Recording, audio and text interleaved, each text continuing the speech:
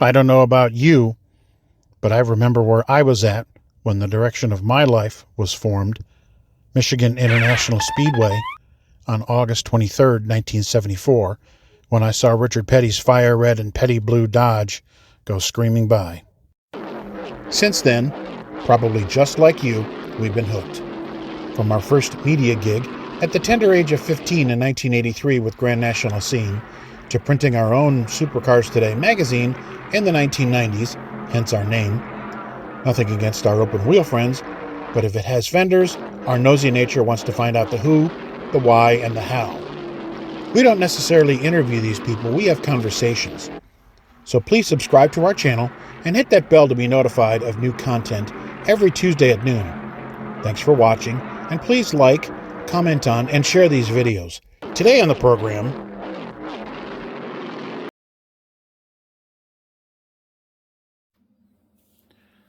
well, I am pleased and honored to be in the home of, let's see how many ARCA stalwarts can recognize this gentleman here.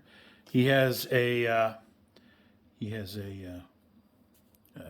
we don't call him by his first and middle name. We just call him by the initials. And the last name is Jones. And we're in Cuthbert, Georgia. Fans, you remember the shot out of a canyon line by Benny Parsons as they came to the start-finish line in Atlanta. We're with car owner C.L. Jones in his house in Cuthbert, Georgia. Sir, thank you for having me in here. Appreciate it. You look exactly the same. I ain't seen you in 25 years. You look exactly the same. And I'm sure you thought when I got out of the car and you saw me, my God, there's two of them here. But I appreciate you having me. And we're down here because this is the guy who loaned me all the stuff to do the Daytona Beach TV show. And I said, I don't trust the mail. I'm going to drive it back. So heading on down to a race in Florida, and I thought, you know what? It's been a long time since I've been here. I'm going to stop in and see the man. And I want to know where your love of racing started. I guess it started back when I was a teenager. I went to the Daytona 500 in 63 and 64. And then I kind of lost out due to the work I was doing and couldn't be out of whack for a while. You know, I had to stick with my job and my business. And then in the mid 80s, things got a little better and we started back going to races. And when Brenda and I married in 84, and she enjoyed going to the races with me. And then match made in heaven, a woman wants to go to races. And then I did have a little dirt experience back in even a little bit when I was 18, but that went away with the job also. And then my daughter, Jennifer, married Harris DeVane, and he had been dirt racing and one thing and another. And he always talked about driving on asphalt. And so one day I told him, I said, you finna turn 30 years old. If we going racing, we better get going. We're doing it now. And right. So we did. We went and visited a bunch of shops and talked to a lot of people around Charlotte, and wound up with Junior and bought a car from Junior. And in fact, we wound up buying 3 cars from Junior. Well, that's one thing I noticed that you guys always did, is you always did it. You seem to want to do it right. None of this, buying somebody's junk, buying, secondhand parts. You guys' stuff was always clean. It was always well maintained. I mean, your shop is next to the house here, though, and it's not huge. Like, it was, decent size for the '90s standards, but it's still, it was a well maintained shop. And I mean, I assume you said, we're going to do this, we're going to do it right. Oh yeah, we did. We attempted to do it right, and we had some good folks working for us, and they were the kind of people that were people. If they saw somebody else that was in a tight or needed something, we shared with them information and one thing or another. Instead of being clammed up, we always tried to work with everybody else. Kind of like Blaze Alexander's daddy, for example, and he invited my crew to stay up at his place one time, and they stayed up there. And one time we was in Pocono, and we decided we didn't have the right gear, and we didn't have the right one with us. And they said, well, we got one though like that. And so we used his gear, and he said, "You can just have it."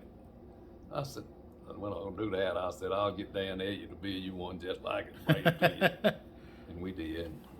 And after we quit racing, Mr. Jack Bowser was in Daytona, and he was having motor problems. So I told him, I said, "I got a motor at home. I'll call one of them boys and tell them to bring it to you." And he ran it, and he said, "I'll take this motor and you can carry it back with you." I said, "You can have it. Just get on with it." Wow. I mean, that's the kind of folks that I enjoyed. And of course, we had William and Buston, Jimbo, Pat, and they were all the same way, That Harris used to get mad with us because we shared too much information. But Drive a little harder, buddy. Get them elbows up. that's right. We did. We enjoyed it. I mean, that's what we were in it for, was to enjoy it. And Harris was a good race car driver, but he had that farm calling him a little harder, and so his dad was getting a little older. He kind of lost interest in it, and we kind of shied away from it.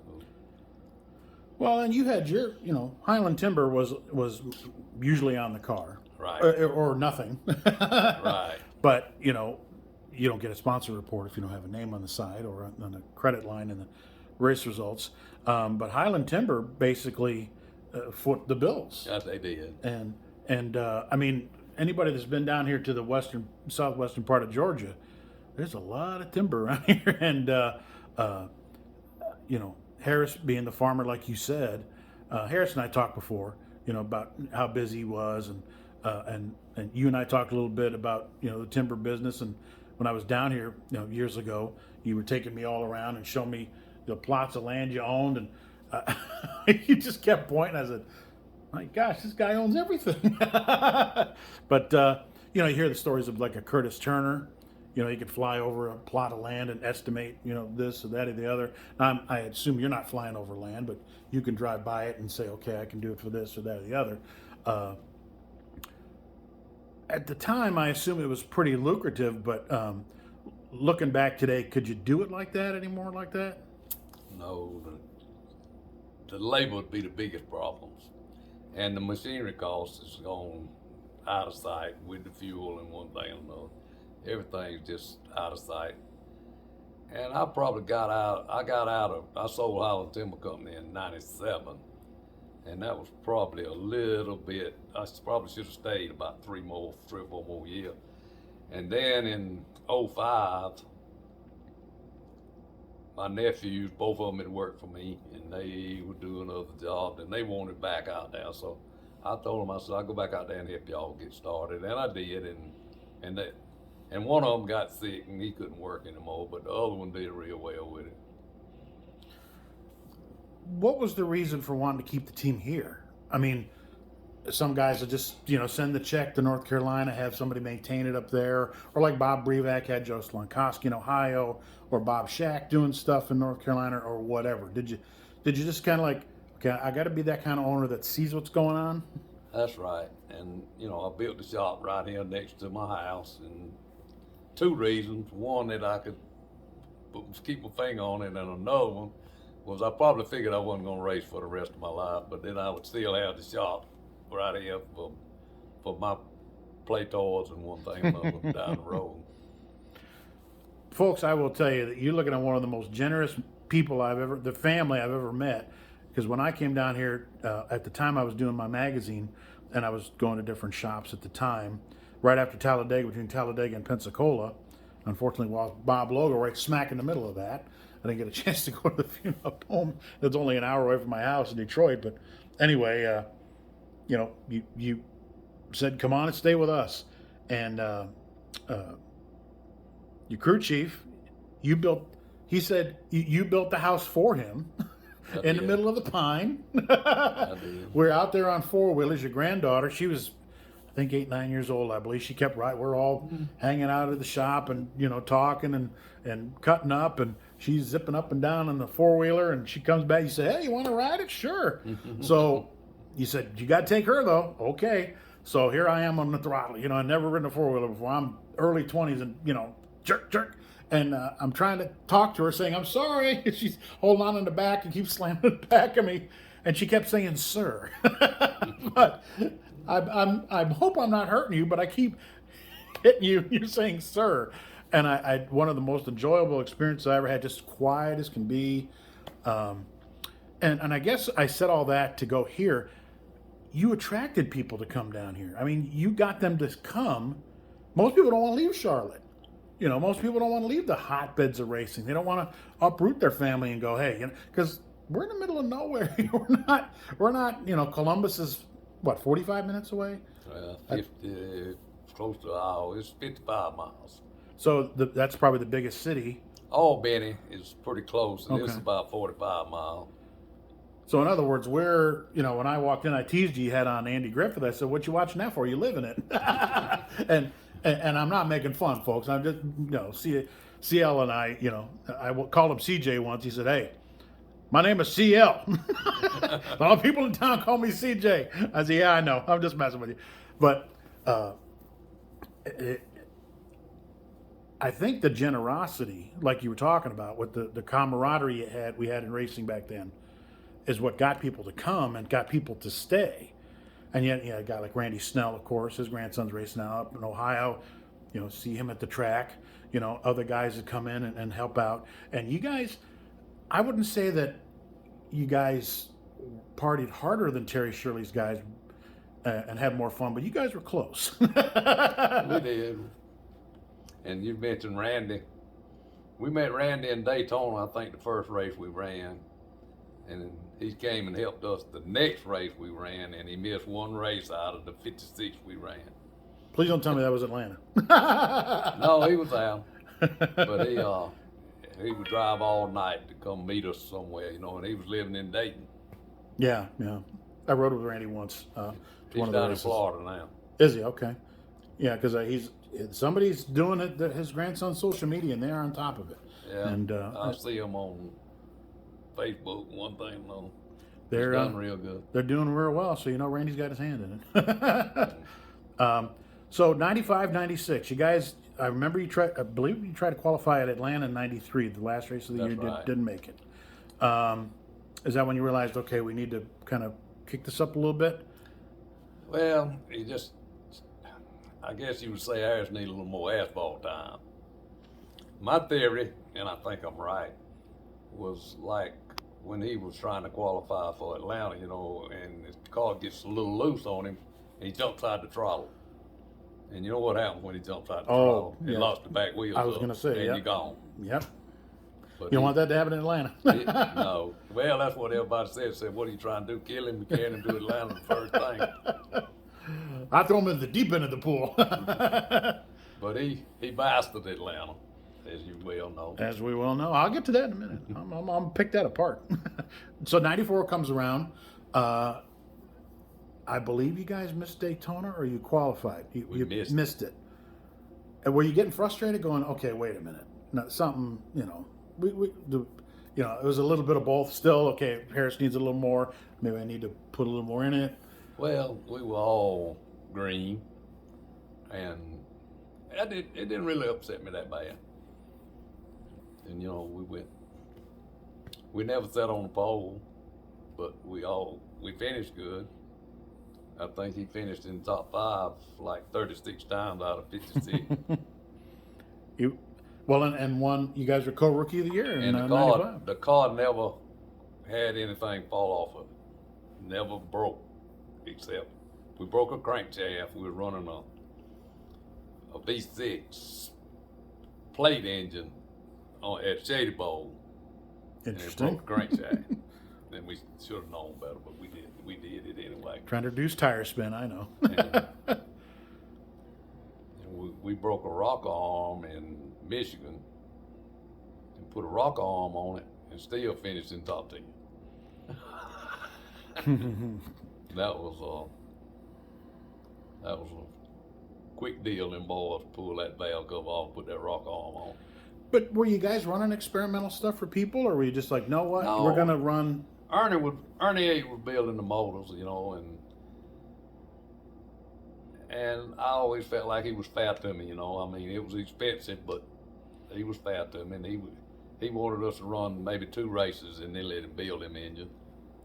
And But he was that, doing you and Tim and. well, see now that goes back to Tim. You know how Tim got hooked up with Bill? No, I mean with Ernie.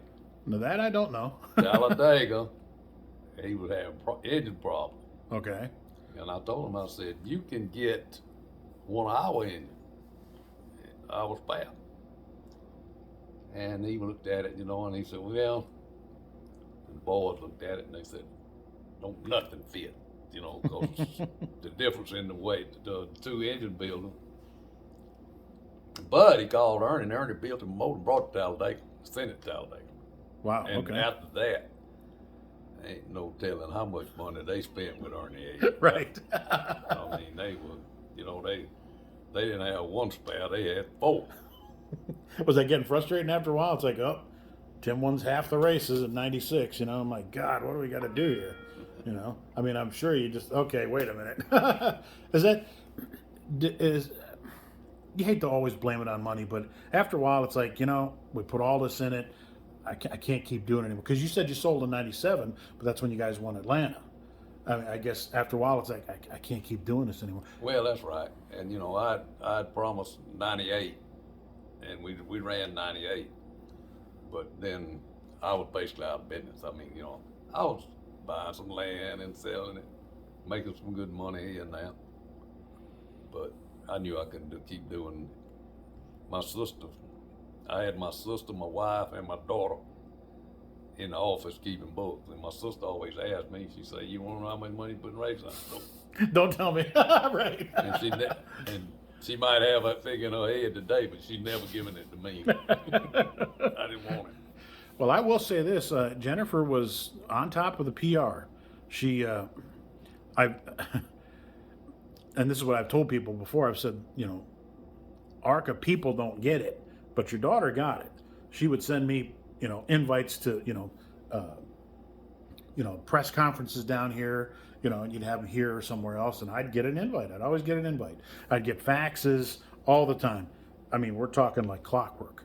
Did you think that, you know, man, we got I mean, Georgia Peanuts came along, and you had a couple little tiny deals, but did you think, man, we're running good, we got good stuff, we got good guys, you know, we got a good reputation, something's got to come along. It just, I don't know, just never could put the package together to get the funds we needed. You know, if we could have got funds like Peanuts, Georgia Peanuts is paying for that cup car they're running now. And the guy has told me, you know, he said we just didn't know. Figures, right? And he, you know, he said, now you tell me. He basically tells me that they could have done better, but you know, they didn't know it really what it was costing. But you know, they got a board, and they got to prove everything, just like everybody else. Just like the pork board with Frank and all those guys, they got a board they got to check in with, and oh my God, they know how much. They told me about that. They knew how much they were spending. we don't tell them everything.